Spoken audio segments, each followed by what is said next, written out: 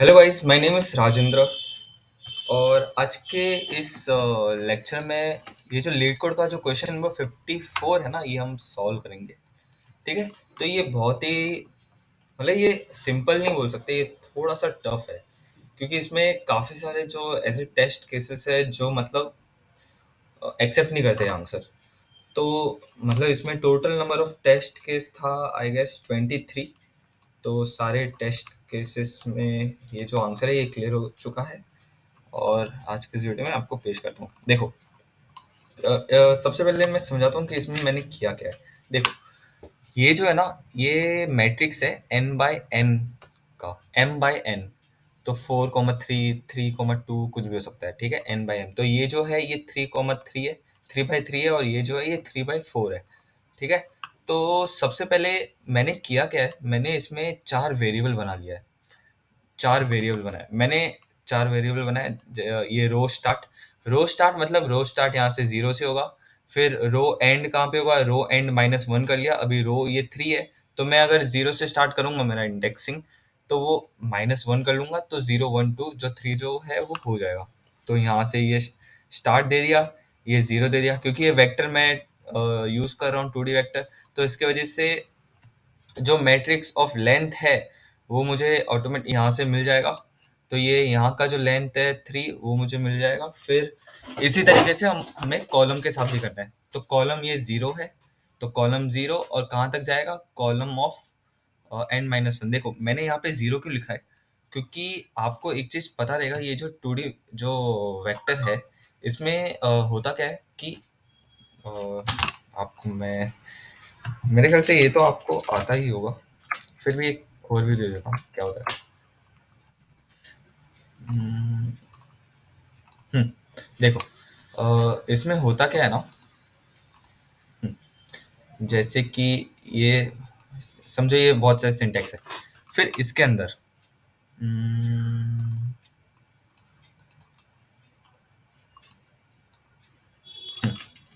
इसके अंदर चलो पूरा ही लिख लेते हैं। वेक्टर ऑफ वेक्टर इंट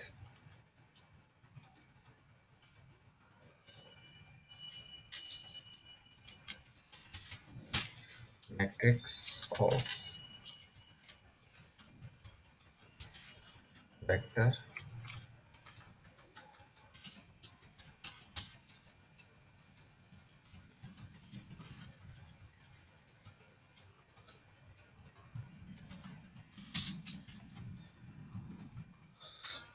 अरे यार, ये मेरा चल क्यों नहीं रहा है।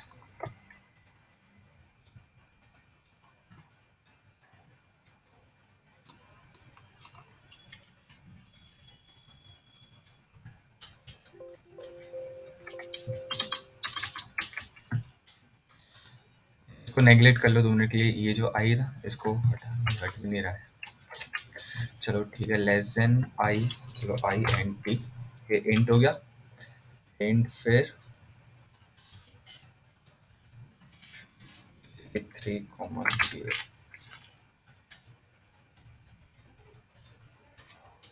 हाँ, तो इसी तरीके से हम ये जो मैट्रिक्स जो है ये डिफाइन करते हैं 2D वेक्टर। देखो इसमें होता क्या है, ये कंटेनर है, ये कंटेनर है। सबसे पहले मैं एन नाम का मैट्रिक्स बनाऊंगा। तो एक कॉलम 1 हो जाएगा, फिर कॉलम 1, 0, 1, 2। तो मेरे 0 में, तो कॉलम ऑफ 0 में मेरा एलिमेंट क्या आ रहा है, कॉलम ऑफ 0 में आ रहा है 1,2,3। ठीक है, ये भी एक पूरा एरे है।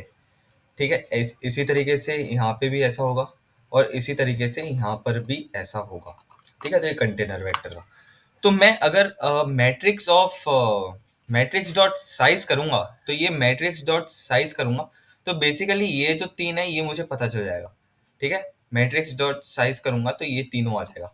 और उसी प्रकार अगर मैं यहाँ पर लिखता हूँ मैट्रिक्स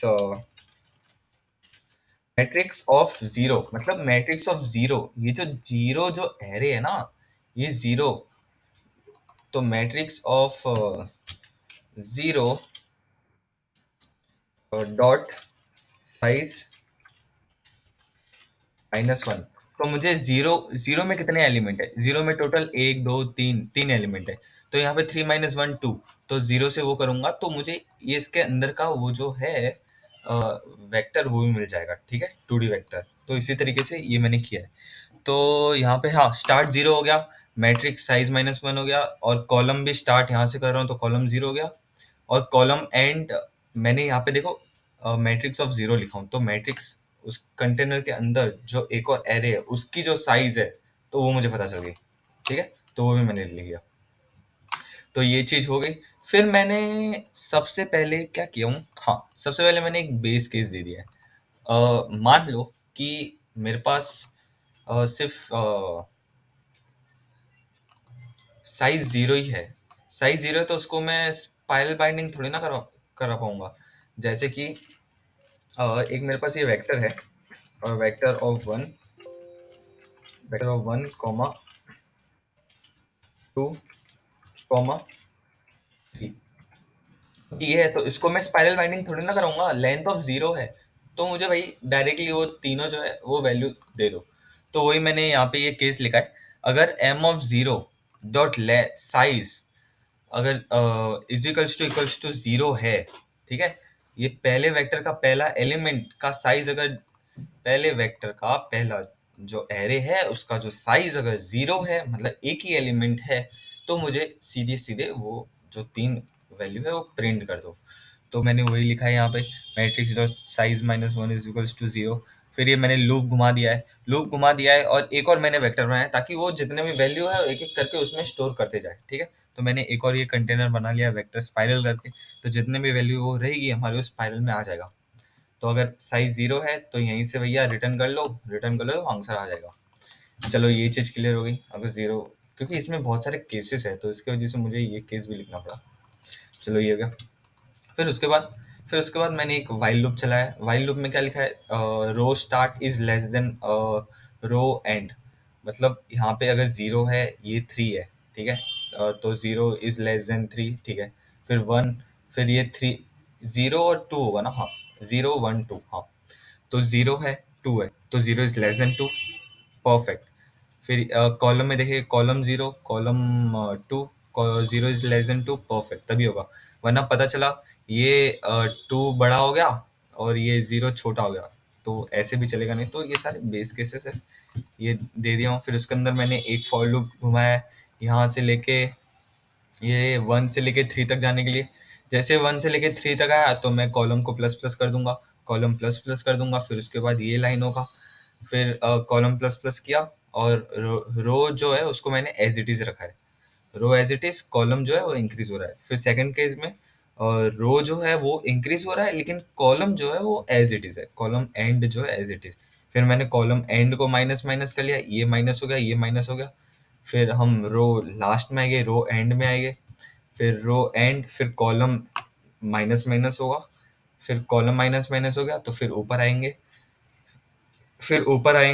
तो फिर ये रो जो है वो मेरा एज इट इज रहेगा और कॉलम इंक्रीज होगा, और ऐसे करते करते ये जितनी भी वैल्यू है वो देता जाएगा, और लास्ट में हमारा जो आंसर है वो आ जाएगा।